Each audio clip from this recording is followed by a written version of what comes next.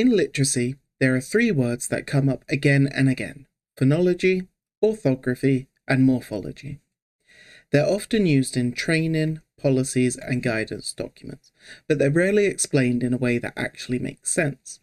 So in this video, I'm going to explain what each of these terms actually means, in plain English, and why all three are essential for effective reading and spelling instructions. This isn't about choosing one approach over another. It's about understanding how language works, and why leaving any one of these out creates gaps for learners. So if you find this kind of clear, evidence-informed explanation useful, you can like the video and subscribe. And let's start by breaking these ideas down properly.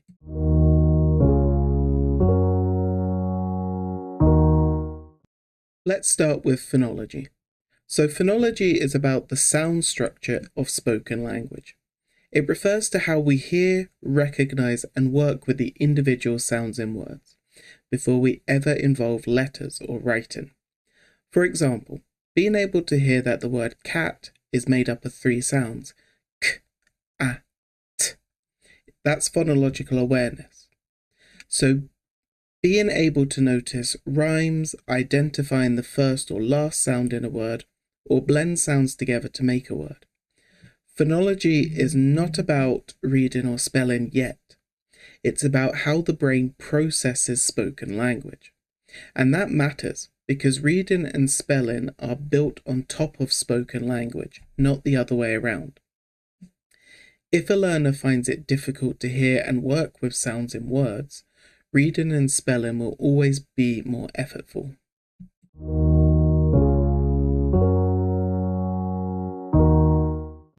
So why does phonology matter so much for reading and spelling?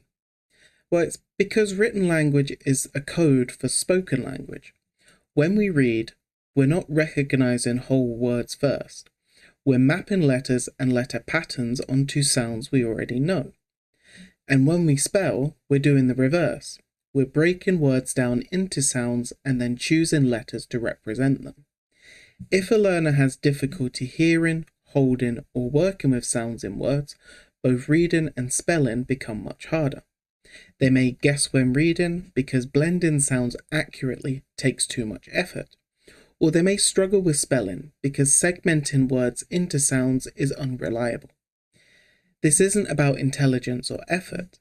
It's about how efficiently the brain can process spoken language and connect it to print.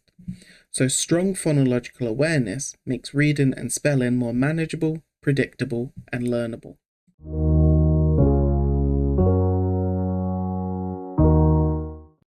Now let's move on to orthography. So orthography is about how written language works.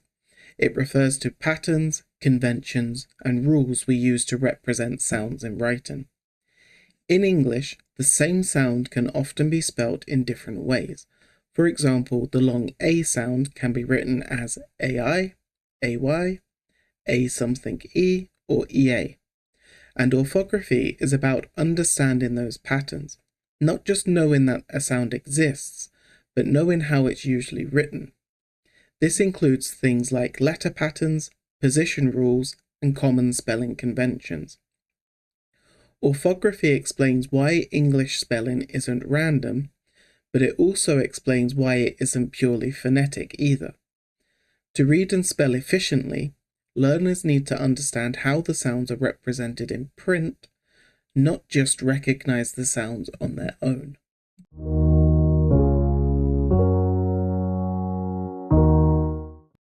So why does orthography matter so much? It's because once learners move beyond very simple words, reading and spelling rely less on sound out letter by letter and more on recognizing patterns.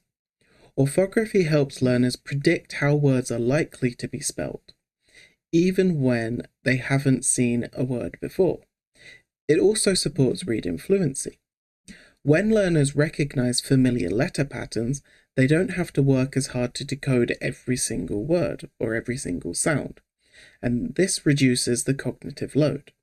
So for dyslexic learners, this is especially important. If spelling feels random or unpredictable, reading and writing become exhausting.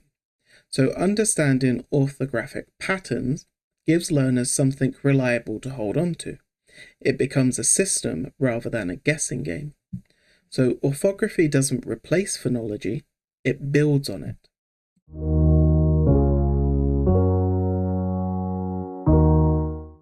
The third piece of the puzzle is morphology. Morphology is about meaning in words. It refers to how words are built from smaller units of meaning, such as prefixes, suffixes, and root words. For example, in the word unhelpful, there are three meaningful parts: un, which means not; help, which carries the core meaning; and full means full of. Morphology helps learners understand how words change meaning, how words are related to each other, and why words are spelt the way they are. This isn't about vocabulary. Morphology supports reading accuracy, spelling consistency, and comprehension, especially as words become longer and more complex. English spelling often reflects meaning as well as sound, and morphology helps make sense of that.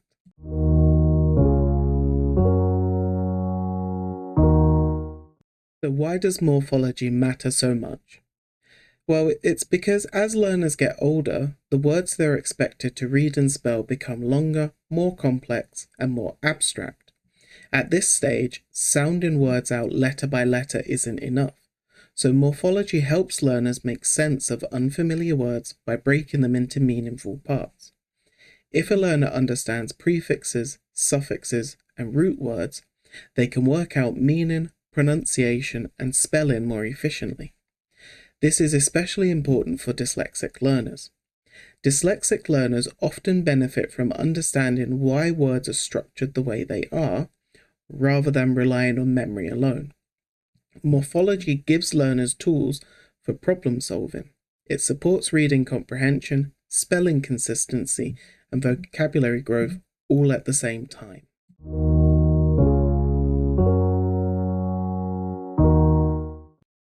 Problems start to appear when literacy instruction focuses on only one of these areas in isolation.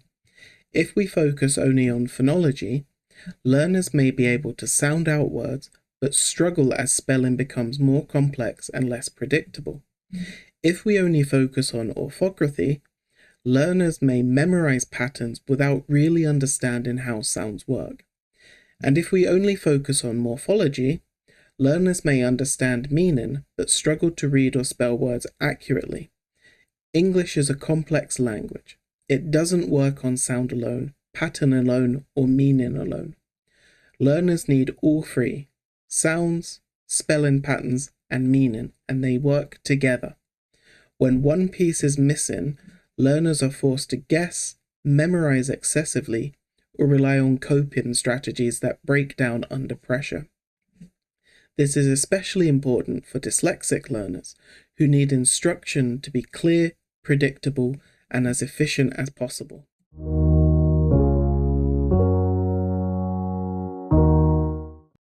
So what does it look like when phonology, orthography, and morphology work together? Well, it means that learners aren't relying on just one strategy. They're using sound knowledge to work out how a word might be pronounced, they're using spelling patterns to predict how it's likely to be written, and they're using meaning to check whether what they've read or written actually makes sense. These three systems support each other. Phonology helps learners hear the sounds in words. Orthography helps them recognize and apply spelling patterns, and morphology helps them understand meaning and word structure. When all three are taught and reinforced together, reading and spelling becomes more efficient, more predictable, and less exhausting. And this joined-up approach gives learners multiple ways into a word instead of forcing them to rely on just one.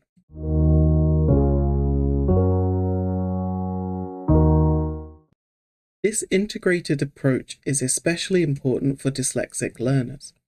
Dyslexia affects how efficiently the brain processes written language.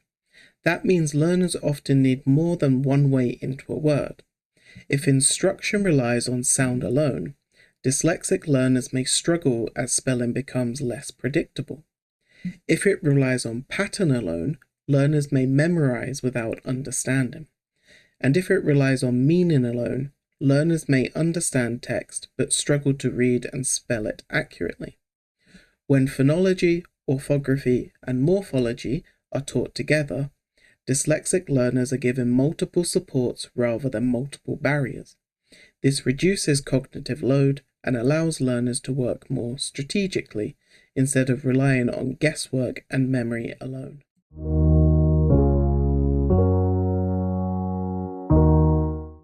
So what does this mean in practice for teaching and intervention?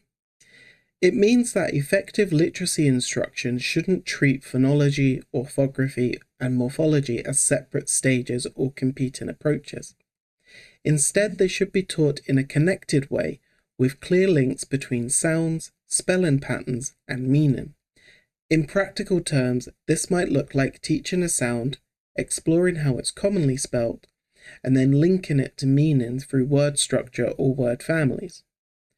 It also means revisiting learning regularly, rather than teaching something once and moving on. For dyslexic learners especially, consistency and clarity matter more than speed. Intervention should reduce cognitive load, not add to it. That means fewer disconnected activities, less guessing, and more explicit explanation of how language works. When instruction is structured and joined up, learners are more likely to understand why something works, not just remember what to do in that moment.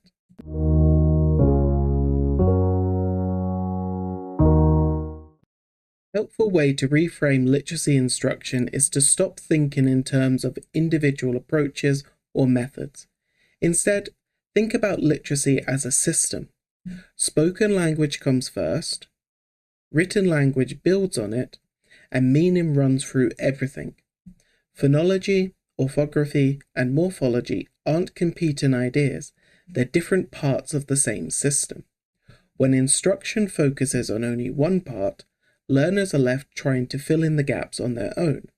When all three are taught together, learners are supported to understand how language works rather than just what to do in a specific task. This shift from methods to systems helps explain why some learners struggle even when they're working hard.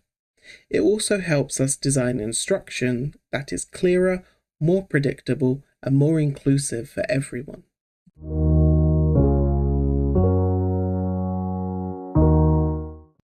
When we understand how phonology, orthography, and morphology work together, literacy starts to make more sense. We stop asking learners to rely on guesswork, memory, or effort alone. Instead, we give them a system, one that explains how sounds connect to spelling, how spelling connects to meaning, and how language actually works. This joined-up understanding is especially important for dyslexic learners, but it benefits all learners. Clear, predictable instruction reduces cognitive load, supports independence, and makes literacy more accessible. If you found this explanation helpful, you can like the video or subscribe for more evidence-informed content about literacy and learning. You can also find further resources and practical tools on my website. The link is in the description below. Thanks for watching, and remember, difference does not mean deficit.